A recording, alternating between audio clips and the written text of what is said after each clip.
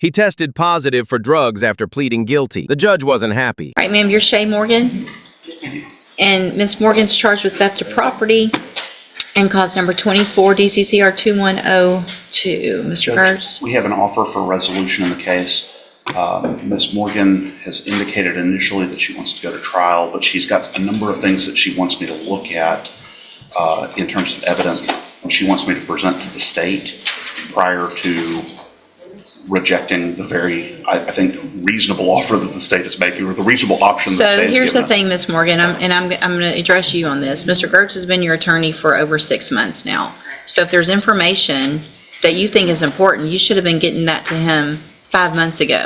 So I'm going to reset the case one more time. This is the last reset. So whatever information you need or get to him or think is important, get that to him so he can get it to Ms. Malfino. And at the next court date, if there's a resolution, great. If not, then we'll get it moved to the trial docket. Okay, thank you, Okay? Judge. All right, you're free to go.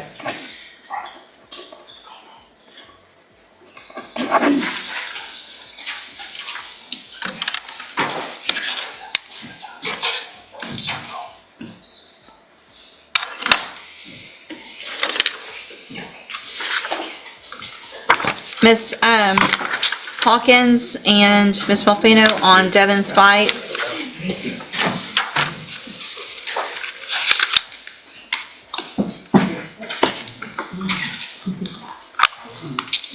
All right, so Mr. Spites tested positive for THC, and so obviously sometime within the last 30 days or so, he's used marijuana, because typically that's how long, which means that he used marijuana after he pled guilty on a felony. He pled to an enhanced second degree. I've got pages of criminal history here. And you would think, Mr. Spites, that based on what Ms. Hawkins is telling me about your family situation and your children, that you would be able to figure this out on your own and stay clean so that you didn't, number one, go to prison. I don't even have to accept this plea agreement. I mean, you've got 3 prior convictions, a state jail felony from 2019, from 2019, credit debit card abuse from 2021, and then an unlawful possession of a firearm in 22.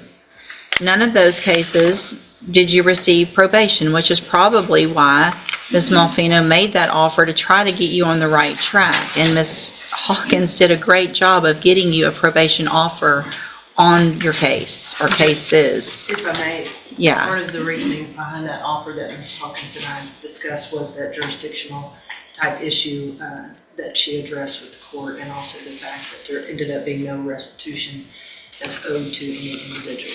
Okay, and I appreciate that argument that Ms. Hawkins made, but it's also important, and I would hope that other judges in other counties would find it just as important, that if you're going to get charged, wherever you're going to get charged, that they take into consideration that just because you didn't steal from someone in our county, you stole from someone in some county, right? And so we got you here, but somebody's a victim. And it's important to me, and hopefully important to every judge in the state of Texas, that we kind of look out for each other in each other's counties. So I get that you were just traveling through, probably lucky that we got you, because who knows what would have happened at that point if you ever would have gotten caught. And that's not fair, no matter what county the crime is actually committed in. Does that make sense? Based on everything that is being offered to you and what the pre-sentence talks about with regard to drug usage, the only way I'm going to go forward with this is with some inpatient ISF up front. So it's not necessarily meant to be a punishment. It will probably feel like it a little bit, but if you're going to be successful in the rest of your life and be there for your children, then you got to figure out how to stay clean and make some better decisions. So that's what's going to happen today. Any reason not to go forward with sentencing at this point? No, Your Honor. No, Your Honor. Just my only concern with that is the other pending cases in Fort Bend and adjacent county. I don't know if I simply take it.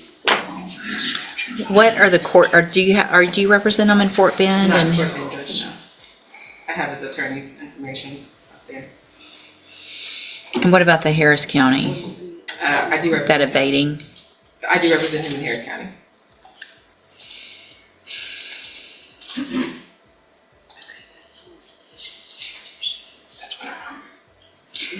I just don't, I'm sorry. Mine says. Oh, I see what you mean. Okay. I'm trying to think of logistically, because one thing that I can do, I'm just not inclined to let Mr. Spites walk out today on a probation when he tests positive with this kind of history and with technically 4 felony cases pending in 3 different counties. So, I have to ask Judge, my next question was gonna be, is there typically a report date that could be given for ISF from the attorney's No. office for it? no. And so what I'm going to do is I'm going to order it. And then once he's in custody, if you'll let obviously Harris County know that he is in custody. And if they will put a hold on him and come get him, I'll release the ISF hold while he goes and takes care of with that. Same thing with Fort Bend. But then if those are going to be probations or whatever happens, we'll put our hold back on once he's gone. So that when he finishes those counties, we've still got him for ISF.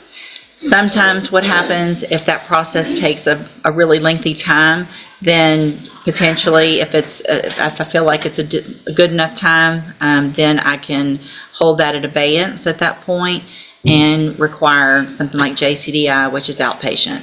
But based on the positive drug screen today and based on this criminal history and what all's pending, he's not walking out of here today. So we'll do it that way.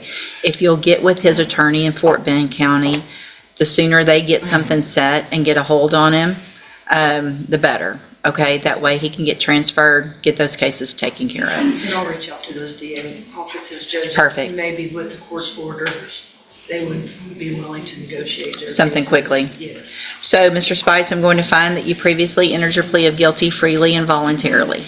Find sufficient evidence to find you guilty. I'm going to follow the agreement that you made with the district attorney and defer all proceedings and place you on probation for 5 years. You're ordered to pay a $500 fine. There is no restitution. And you're ordered to enter and successfully complete. Mr. Spites, talk to her in a minute. Just listen to what I'm saying, okay? You're ordered to enter and successfully complete the substance abuse track of the ISF program. And if you do all of this, this is a great opportunity for you. I know it doesn't feel like it today, but you have a great opportunity in this case, number one, without another felony conviction, and to be able to serve any sentence while you're out on probation. I want you to make sure you understand, though, what the consequences could be if you violate this probation. So if you choose to smoke marijuana again or not show up for appointments or whatever it is, then you're looking at not just a sentence of the theft of property, which is the 3rd-degree felony. You pled to an enhancement, which means if you violate, you could be found guilty and sentenced to prison for anywhere between 2 years and up to 20 years. So I'm trying to keep that from happening and give you some tools so you can be successful. I'm handing you the trial court certification that shows this was an agreement. I followed it, and so you've waived your right to appeal. You can go back with the bailiff. Ms. Hawkins can visit with you back there, okay? Yes, sir? Okay.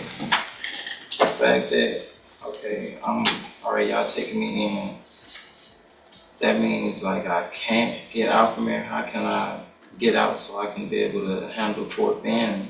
We're going to let them know that you're in custody, and they'll come transfer you over there from our custody. Okay, so that's what I'm saying. That's what I'm trying to understand. Okay, if I'm on bond with them, like how would that work? Ms. Hawkins can explain it to you, okay? All right, you can go back with the bailiff. Thank you, Ms. Hawkins and Ms. Morgan now.